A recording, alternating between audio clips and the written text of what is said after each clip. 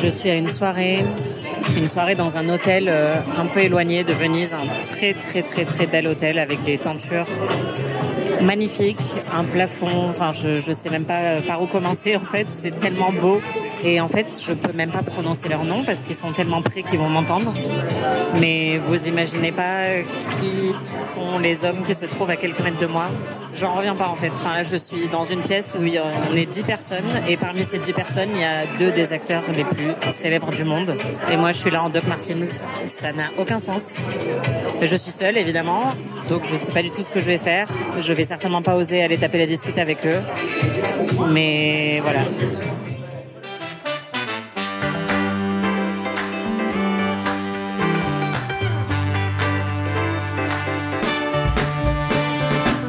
Anaïs se fait des films. Se fait quoi? Anaïs se fait des films. Qui se fait des films? Anaïs se fait des films. Salut tout le monde et bienvenue dans Anaïs se fait des films, le podcast qui vous emmène dans les coulisses du cinéma et aussi un peu de ma vie. Ça y est, la Mostra 2025 touche à sa fin. Et comme d'habitude, même si je me plaignais d'absolument tout il y a 2 jours, je suis désormais nostalgique à l'idée de quitter cet endroit merveilleux. Le beau temps est de retour et j'avoue que je me sens pas du tout prête à remplacer mes petits vaporettos du matin par le métro parisien, ni à réduire drastiquement ma consommation quotidienne de parmesan et de croissants fourrés. Même sans détour aux urgences, cette année a été assez riche en rebondissements, avec notamment mon anniversaire, très important, mais aussi une tempête de niveau biblique.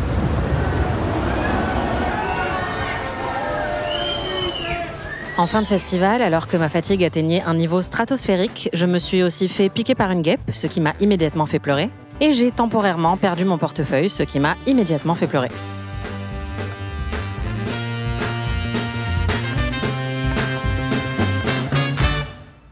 Mais bon, on a dit qu'on arrêtait de se plaindre. Si cette édition a été riche en rebondissements, c'est aussi grâce aux soirées. En fait, c'est simple, cette Mostra 2025 a été de loin mon festival le plus mondain. Il y a quelques années, quand j'ai commencé à couvrir Venise, je pensais que, contrairement à Cannes, ici, il n'y avait pas de soirée. En fait, c'est juste parce que j'étais pas invitée. Et aussi parce que les soirées vénitiennes se tiennent le plus souvent à l'écart, dans des villas ou des hôtels. Elles sont un peu cachées, contrairement à Cannes, où il y en a beaucoup qui se déroulent sur la plage. D'ailleurs, quand les soirées ne se déroulent pas sur le Lido, des petits bateaux encore plus petits que le Vaporetto, puisqu'ils ne peuvent pas accueillir plus de 5 ou 6 personnes, sont mis à disposition des invités pour les transporter jusqu'aux soirées. Franchement, c'est un délire, j'adore. Bref, il se trouve que cette année, pour une fois, j'ai été invitée à beaucoup de soirées. Et même si je suis pas du tout le genre de personne qui va aller demander un selfie à un acteur ou à un cinéaste, je suis beaucoup trop timide et j'ai toujours beaucoup trop peur de les déranger, ça ne m'a absolument pas empêché d'atteindre des niveaux d'excitation un peu inquiétants lorsque je me suis retrouvée nez à nez avec des gens très, très célèbres. Je vous propose donc un petit top 5 de mes meilleures rencontres mondaines cette année à Venise, de « je reste cool » à « je vais m'évanouir d'excitation ». Et je précise que ce classement n'a rien à voir avec la qualité de ces personnes qui, pour la plupart, ne m'ont pas parlé.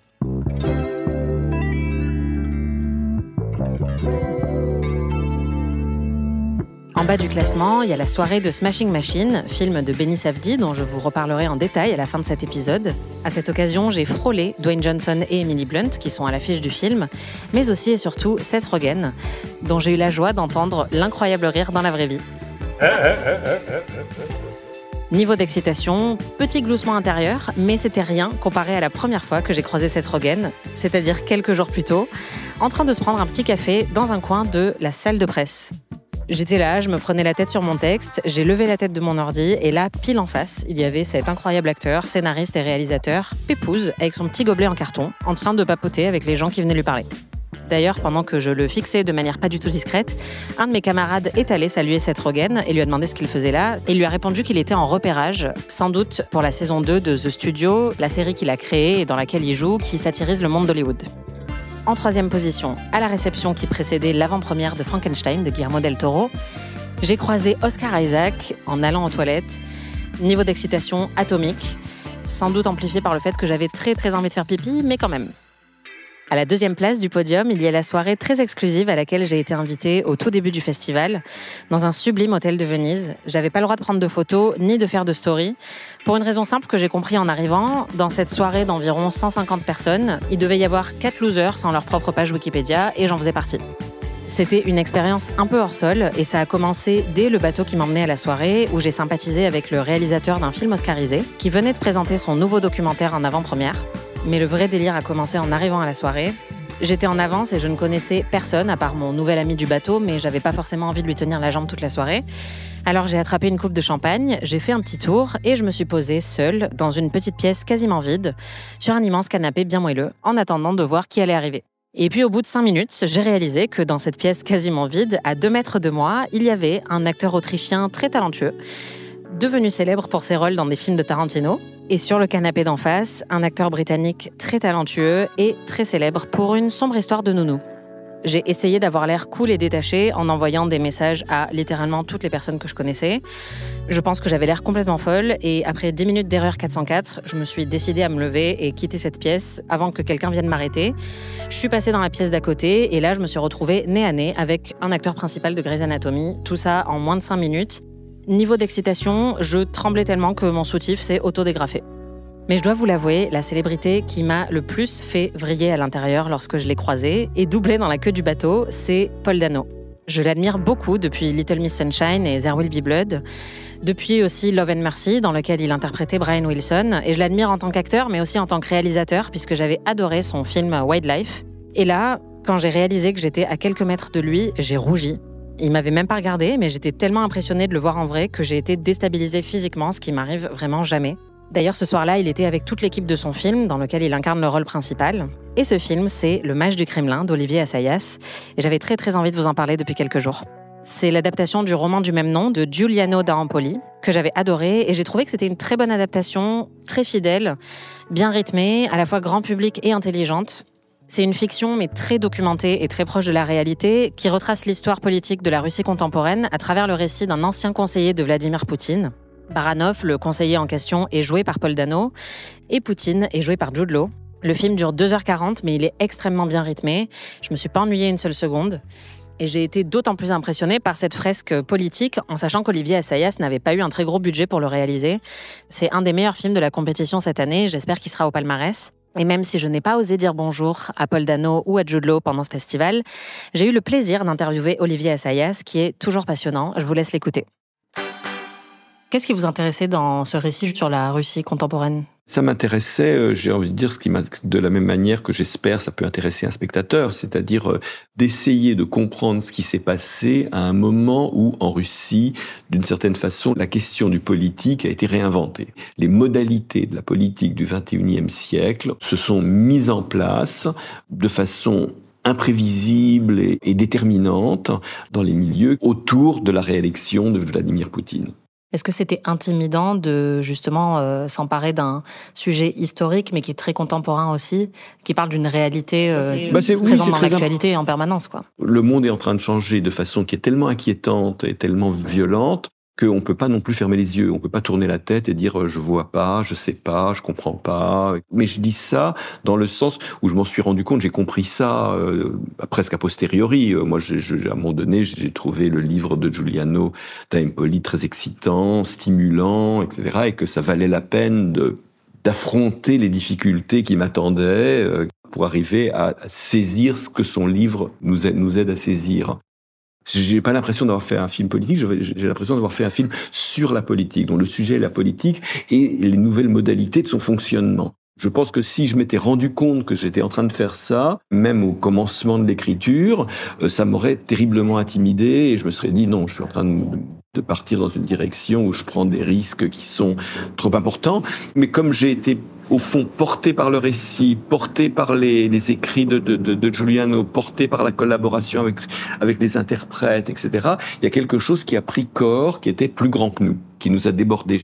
Et même en parlant ces jours-ci avec Paul Dano, Jude Law, Jeffrey Wright, etc., j'ai l'impression qu'on a tous été, d'une certaine façon, débordés par le réel et par l'effet de souffle de la détonation, c'est-à-dire le mouvement initial qui est celui de l'adaptation du livre de Giuliano, qui quand même touche au plus près aux questions les plus complexes de la politique contemporaine. Oui, en plus, vous avez fait le choix de mettre des images d'archives à l'intérieur, donc ça peut être regardé aussi comme un document, même si c'est de la fiction. Disons que je voulais constamment raconter, je voulais pas qu'il y ait un sentiment de fictionnalisation de la politique. Je voulais que constamment, de façon méthodique, le réel revienne pour vous dire non, ce qu'on est en train de vous raconter, ça a effectivement eu lieu. Vous l'avez oublié, mais si vous faites l'effort de bien vous rappeler, tout ça a eu lieu sous cette forme-là, et oui, c'est encore pire que ce que vous imaginez. Il y a beaucoup d'adaptations cinématographiques qui prennent beaucoup de liberté. En l'occurrence, la vôtre est très fidèle au livre d'origine. Alors, il y a une exception notable, on en parlera peut-être plus tard, notamment la fin, qui est différente la fin est de différente. Ce qui se passe dans le livre. J'imagine que quand on a un matériau comme ça d'origine qui est excellent, justement, la question de qu'est-ce qu'on change, qu'est-ce qu'on garde, doit se poser en permanence. On a très vite considéré que toute la première partie du livre, c'est-à-dire le récit au fond de tout ce qui concerne le grand-père de Baranov et même l'histoire de son père, était à la fois littérairement passionnante, mais pas forcément indispensable au récit. Donc on a très vite écarté cette partie-là, et on savait aussi que le personnage féminin du film n'était pas son point fort, et que c'était important qu'il y ait développer le personnage de Xenia. Ça faisait partie de la feuille de route que très tôt, avec Emmanuel Carrère, on s'est donné. En particulier parce qu'il y avait besoin dans le film de quelqu'un qui représente la liberté. Quelqu'un qui exprime ce qui a été perdu dans la façon dont le totalitarisme a submergé une génération entière de jeunes gens russes qui, dans la foulée de l'effondrement de l'Union soviétique, ont pensé avoir reconquis la liberté. Je voulais vous demander si le film avait été difficile à financer ou pas. Le film a été difficile à financer, oui. Je pense, y compris pour des raisons politiques. D'accord. D'abord, le film était cher. Il a l'air plus cher qu'il n'est réellement, mais enfin, il est néanmoins relativement cher. Et beaucoup de fonds privés qui investissent dans les films ont eu peur du sujet. C'est clair. Donc ça a été dit clairement, ou c'est plus quelque chose que vous avez perçu Non, c'est jamais dit. C'est jamais dit aussi, etc. C'est non, on passe, on préfère ne pas le faire. Mais enfin, on sait très bien pourquoi ils préfèrent ne pas le faire. Et en plus, parce que très souvent, c'est des fonds qui sont financés par des Russes de l'exil, qui continuent à faire des affaires avec la Russie. Donc pour eux, ils savent pas ce qui va sortir du chapeau, ils savent pas ce que va être le film que je vais faire. Donc mieux vaut se tenir à l'écart. Ça a été quoi le plus gros défi dans cette adaptation ? Je me suis réveillé tous les jours de tournage en me demandant comment je vais me sortir de cette histoire. Parce que, disons que il n'y avait pas de scène simple, quoi. C'est des scènes où il fallait reconstituer un monde auquel on n'avait pas accès, qui est le monde russe. Je veux dire, c'était inimaginable de tourner en Russie, donc on a tourné en Lettonie. Mais enfin, tous les jours, il fallait transformer un décor letton en décor russe. Ça doit sonner juste. J'ai travaillé avec plein d'acteurs, y compris des acteurs lettons, ou même des non-acteurs lettons. Tout était difficile. Et comme le film a été difficile à financer, on en a réduit le budget, on a éliminé des scènes, on a resserré tout ce qu'on pouvait resserrer, ce qui veut dire qu'on était toujours sur l'os, quoi. On était, etc. Donc il n'y avait pas de marge d'erreur. Est-ce que vous pouvez me parler un petit peu du choix de Paul Dano, qui incarne un personnage très énigmatique, très complexe? D'abord, Paul a quelque chose de lumineux. Et ça, j'y tenais beaucoup. Enfin non, c'était mon premier choix. J'ai pas commencé en me disant, on va aller chercher un tel qui est la super grosse star du moment et qui va faire, etc., etc. Je pense que j'ai besoin de quelqu'un qui ait l'intériorité, l'intelligence, la sensibilité et le mystère de Baranov. Et franchement, je voyais pas mieux que Paul Dano, que j'ai toujours admiré. You represent the Prime Minister Vladimir Vladimirovich Putin as a midget. That's not... A deformed dwarf manipulated by oligarchs. I think in the minds of a gagman, he's more of a child. Yes, exactly. And you see that as grounds for laughter, an infantile gnome. It's a satirical show. It's up to the Prime Minister to determine the line between satire and insult, especially during election season. The Prime Minister has determined a line that must not be crossed. I believe Mr. Kaczynski can guess where that line is. If not, he'll find out at his own expense. Good day. Et comme je lui dis sans arrêt, j'ai en particulier aimé dans Love and Mercy, où il joue le rôle de Brian Wilson. Et franchement, réussir Brian Wilson à 20 ans comme il l'a réussi, c'est un truc de grand acteur. Et quand Brian Wilson est mort, j'ai failli lui envoyer un message de condoléances. Après, je lui ai dit, tu as fait non quand même, je peux pas faire ça. Il est pas parent de Brian Wilson. Il a juste joué le rôle de Brian Wilson. Merci beaucoup. Merci à vous. I drink your milkshake. You got into Harvard Law? What, like it's hard? C'est pas possible. Il faut au moins Moins 8 000. I had a dream about this place. Ça fait comme des pizzas 4 chaussures. Si vous me regardez, qui je regarde moi? Depuis Bugonia de Yorgos Lanthimos au tout début du festival, je désespérais un peu de trouver un vrai coup de cœur. Mais je vous rassure, je crois que le festival avait juste gardé tous ses bangers pour la fin. Ça fait 2-3 jours qu'honnêtement, j'enchaîne les très bons films. La plupart, je les ai trouvés excellents et j'ai même trouvé parmi tout ça mon plus gros coup de cœur du festival. Je vous en parlerai à la fin, évidemment, puisqu'on adore le teasing. Mais le premier film qui m'a permis de faire une petite remontada mentale et physique, c'est Smashing Machine de Benny Safdie.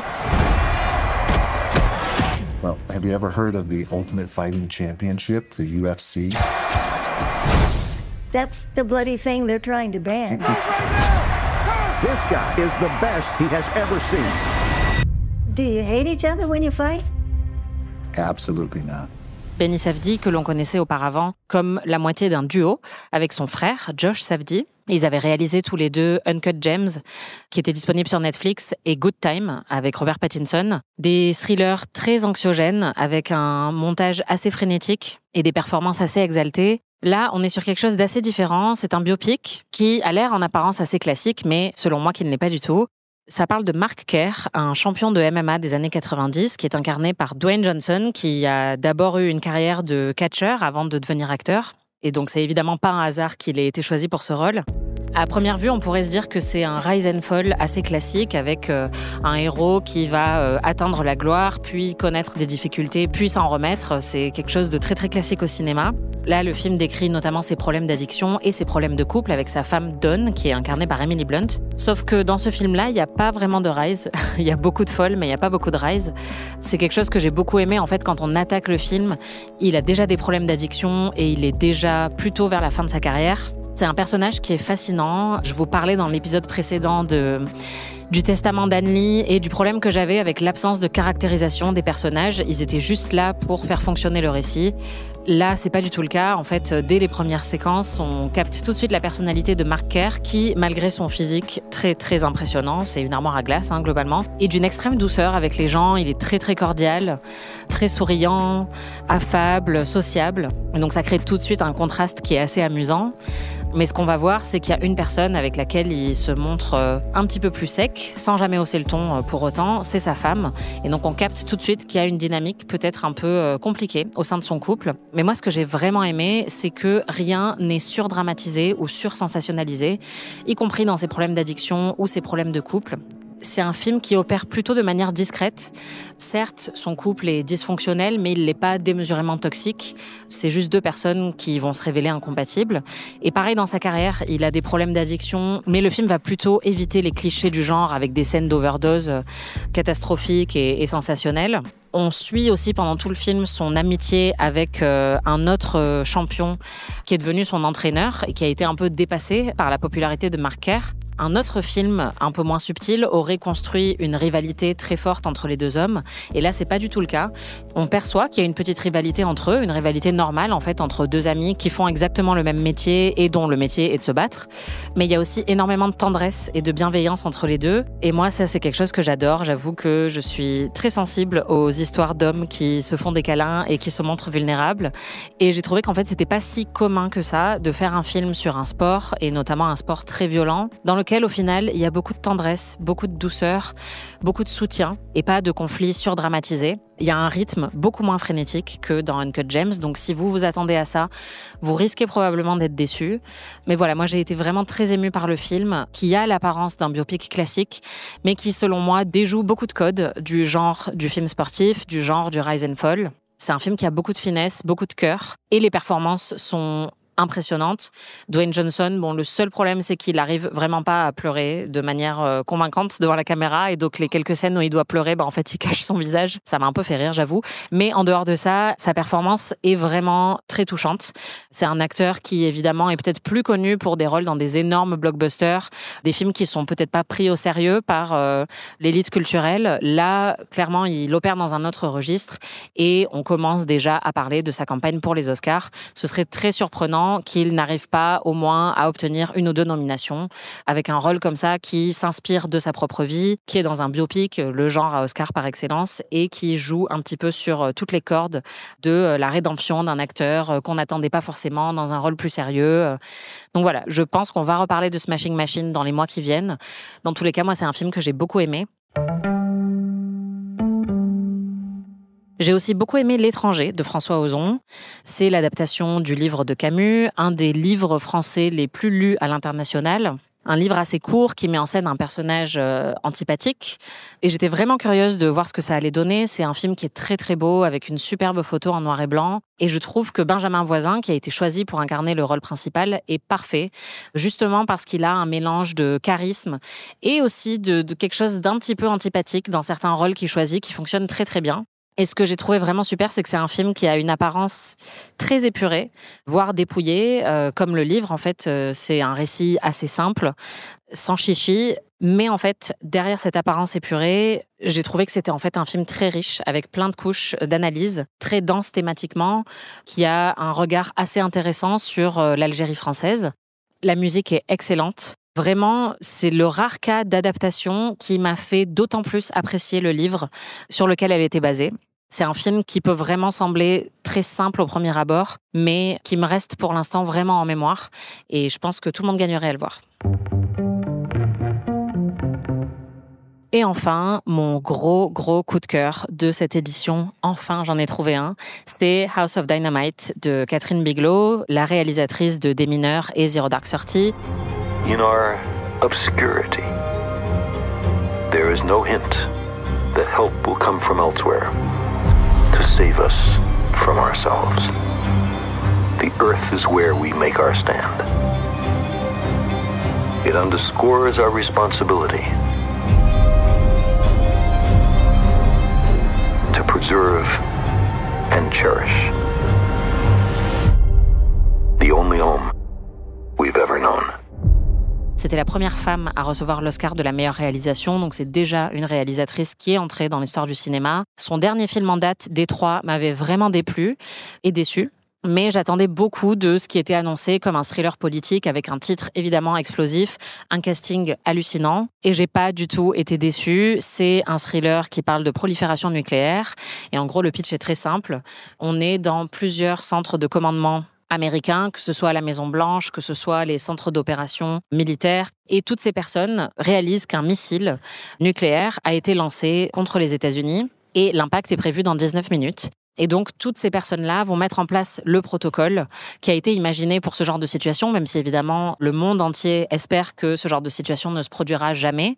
Mais voilà, Catherine Bigelow imagine, qu'est-ce qui se passerait si quelqu'un décidait véritablement de lancer une attaque nucléaire contre la superpuissance américaine. Et ce qui est assez brillant, c'est la structure du film qui nous raconte en fait les mêmes événements qui se déroulent donc en une vingtaine de minutes à travers plusieurs points de vue. Donc on va d'abord être à la Maison-Blanche, mais on va aussi ensuite être avec le secrétaire de la Défense, on va être avec des soldats, on va être avec parfois les familles aussi de toutes ces personnes-là. Et c'est ça que j'ai trouvé vraiment génial. Encore une fois, par rapport au Testament d'Anne-Lee, désolée à ce film que j'accable beaucoup, mais quand je vous parlais de l'importance de la caractérisation, avec ce film, House of Dynamite, on a une masterclass de la caractérisation des personnages. C'est à travers plein de détails tout simples, mais en fait, Catherine Bigelow et Noah Oppenheim, qui est le scénariste, vont nous montrer la vie intime de ces personnages et faire en sorte que très très vite, on s'attache à eux, on ressent un enjeu émotionnel très fort. On les voit principalement dans leur activité professionnelle face à cette menace nucléaire, mais on sait qu'il y en a une, par exemple, son fils est chez le pédiatre au moment où elle est en train de gérer cette situation. Il y a un couple d'employés qui, tous les deux, travaillent sur la situation de crise, qui attendent un enfant, tous les deux.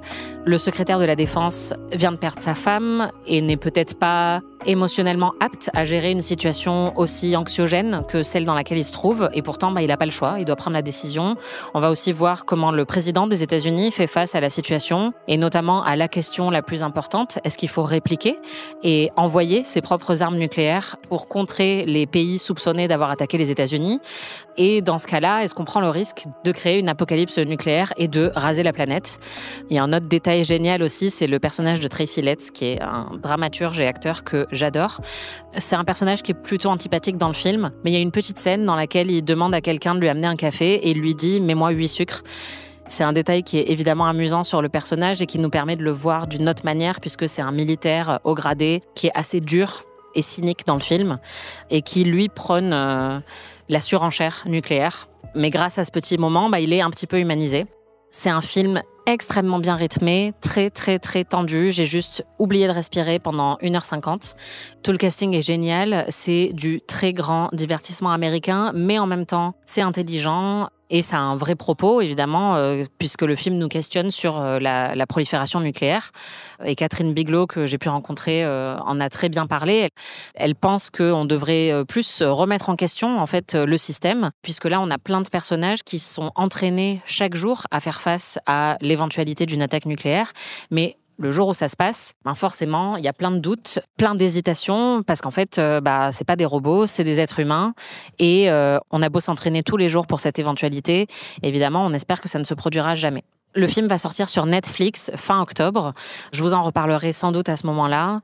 Dans tous les cas, c'est un film qui m'a procuré exactement ce que j'attends quand je vais au cinéma, c'est-à-dire que j'ai oublié que j'étais ici pour le travail. J'ai même oublié que j'étais dans une salle de cinéma en train de regarder un film. J'ai oublié l'existence de mon propre corps et de ma vessie. J'étais juste complètement absorbée parce que j'étais en train de regarder. J'avais pas envie que le film s'arrête et en même temps, j'avais envie qu'il aille encore plus vite pour savoir ce qui allait se passer. J'ai eu envie de le revoir immédiatement après et je l'aurais sans doute fait si j'avais pas beaucoup d'autres films à voir pendant ce festival. Mais voilà, vraiment, c'était un plaisir absolu de cinéma, tout en étant très intelligemment écrit et incarné, avec toujours le style hyper réaliste, caméra à l'épaule de Catherine Bigelow, qui avait très bien marché dans Des Mineurs et Zero Dark Thirty. Je vous le recommande et je suis très curieuse de voir ce que les gens en penseront une fois qu'il sera sorti sur Netflix. Et d'ailleurs, c'est un peu ce que je regrette, que vous puissiez pas forcément le découvrir en salle sur grand écran. C'est toujours le même problème avec les films de plateforme, on en a déjà parlé.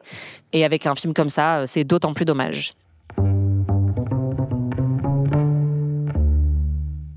Et enfin, il y a un cas plus compliqué dans les films que j'ai vus en cette fin de festival. C'est un film dont le sujet politique et d'actualité est tellement fort qu'il a recueilli une réaction très viscérale auprès du public, même si personnellement j'ai quelques réserves. Ce film, c'est La Voix de Hind Rajab, de la cinéaste Kauter Benania, qui avait réalisé Les Filles d'Olpha. C'est une réalisatrice qui aime bien jouer sur la frontière entre documentaire et fiction. Et dans ce film, elle raconte l'histoire de Hind Rajab, la petite fille palestinienne de 6 ans qui a été tuée par l'armée israélienne avec toute sa famille à Gaza en 2024.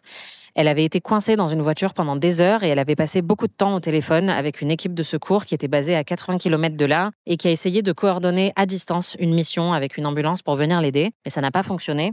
L'équipe avait ensuite partagé ces images et enregistrements sur les réseaux sociaux pour alerter sur la situation à Gaza. Et ce que montre Kauter Benania dans ce film, c'est une version en partie fictionnalisée des événements. C'est un film de fiction avec des acteurs, c'est précisé dès le début.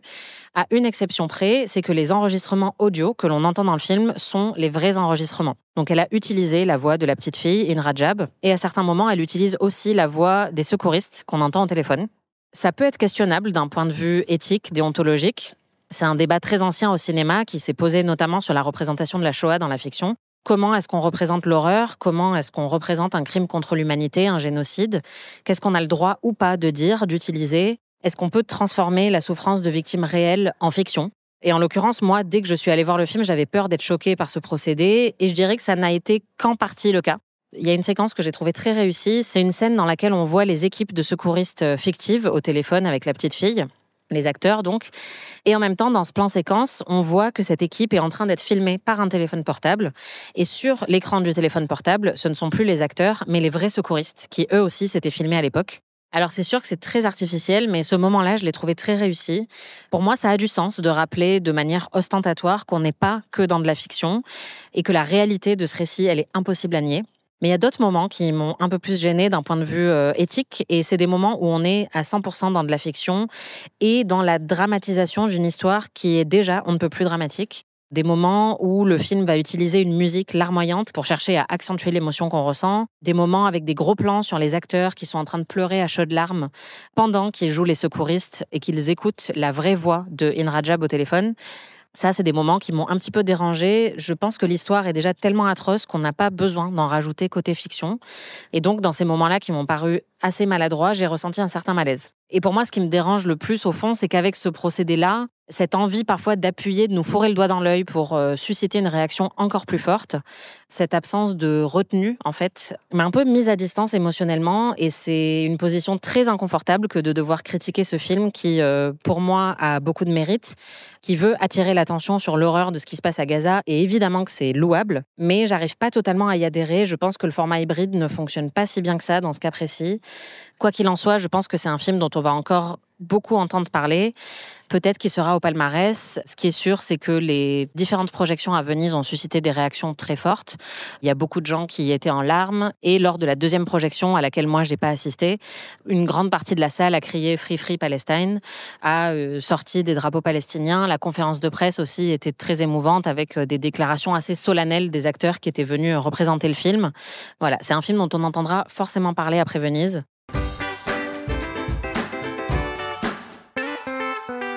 Au moment où j'enregistre, il me reste encore quelques films de la compétition à découvrir et je ne connais pas le palmarès. Et ce qui est sûr, c'est que malgré un premier bilan mitigé, j'ai réussi à avoir quelques coups de cœur. Je vous dis juste après à quel film j'aimerais remettre le Lion d'Or si j'étais présidente du jury, ce qui n'est pas le cas, ce sera le job d'Alexander Payne. Mais avant ça, je vous laisse découvrir quels ont été les films préférés de mes camarades pendant cette édition 2025. Bon, c'est quoi le meilleur film que vous avez vu au festival cette année ? Pour moi, c'est Bugonia de Yorgos Lanthimos. A House of Dynamite de Catherine Bigelow. Le Mage du Kremlin. The Voice of Indra Jab de Kauter Benania et A House of Dynamite de Kathleen Bigelow. Merci les femmes. Sélection très féminine, bravo Thibaut. A House of Dynamite de Catherine Bigelow. The Voice of Indra Jab de Benania. Le meilleur film du festival pour moi, c'est No Other Choice de Park Chan-wook. Je pensais que mon plus gros coup de cœur était House of Dynamite de Catherine Bigelow, mais plot twist, le dernier soir du festival, alors que j'étais complètement crevée, je me suis assise devant le film de Ildiko Enyedi, une réalisatrice hongroise. Le film s'appelle Silent Friend et c'est immédiatement devenu mon film préféré de cette Mostra 2025. C'est un film vraiment singulier qui raconte l'histoire de 3 scientifiques en Allemagne à 3 époques différentes qui vont mener des expériences pour essayer de communiquer avec les plantes. Ça paraît un peu barjot et ça l'est. C'est un très beau film, très poétique, mais qui a aussi beaucoup d'humour. Vraiment, c'était une des meilleures séances presse que j'ai fait cette année. La salle était clairement conquise. D'ailleurs, à la fin de la projection, il y a eu des applaudissements très nourris et j'avoue que j'y ai contribué. Ça faisait vraiment plaisir de sentir que tout le monde était soulagé d'avoir enfin trouvé un film aussi fédérateur, un film que tout le monde semblait avoir adoré. Il y a encore eu de gros applaudissements lorsqu'au moment du générique, toutes les plantes du film ont été nommées et remerciées. Et une dernière fois, quand les lumières de la salle de projection se sont rallumées, beaucoup de journalistes étaient restés jusqu'à la fin du générique et ont applaudi une nouvelle fois. Généralement, c'est le signe d'un très grand succès critique, ce qui ne veut pas forcément dire que le film sera récompensé. Il ne faut pas oublier Tony Erdmann, excellent film qui avait été projeté à Cannes et qui avait eu la meilleure note critique de l'histoire du Festival de Cannes. La foule était en délire à la fin de la projection et c'est quand même pas ce film qui a eu la Palme d'Or. Si ça ne tenait qu'à moi, c'est Silent Friend qui obtiendrait le Lion d'Or. J'ai trouvé ce film génialissime. C'est le Avengers Endgame des plantes ou le Jackie et Michel des botanistes parce que c'est aussi un film qui met en avant la sensualité des plantes avec beaucoup d'humour. C'est juste totalement unique, génial et je peux vous garantir que quand le film sortira en salle, je vais vous en reparler. En attendant, notez bien ce nom, Silent Friend de Ildiko Enyedi. C'est la fin de cet épisode d'Anaïs se fait des films spécial Venise. Merci beaucoup d'avoir supporté mes tangentes sur les moustiques, la pluie, les croissants fourrés et le cinéma. Merci à Jacqueline au Café de la Mostra d'avoir retrouvé ma banane avec mon portefeuille à l'intérieur. Franchement, elle m'a sauvé la vie. On se retrouve très vite pour de nouveaux épisodes qui ne seront pas à Venise, mais vous inquiétez pas, j'aurai toujours plein de choses à vous raconter. En attendant, si ça vous a plu, n'hésitez pas à vous abonner, liker, partager et mettre un petit commentaire. Si ça ne vous a pas plu, je ne veux pas le savoir, laissez-moi me faire des films. Et n'oubliez pas également de vous abonner au compte Instagram Ami le podcast. Salut tout le monde! Anaïs se fait des films est un podcast d'Anaïs Bordage, c'est moi, produit par Slate Podcast. Production éditoriale, montage et réalisation Aurélie Rodriguez.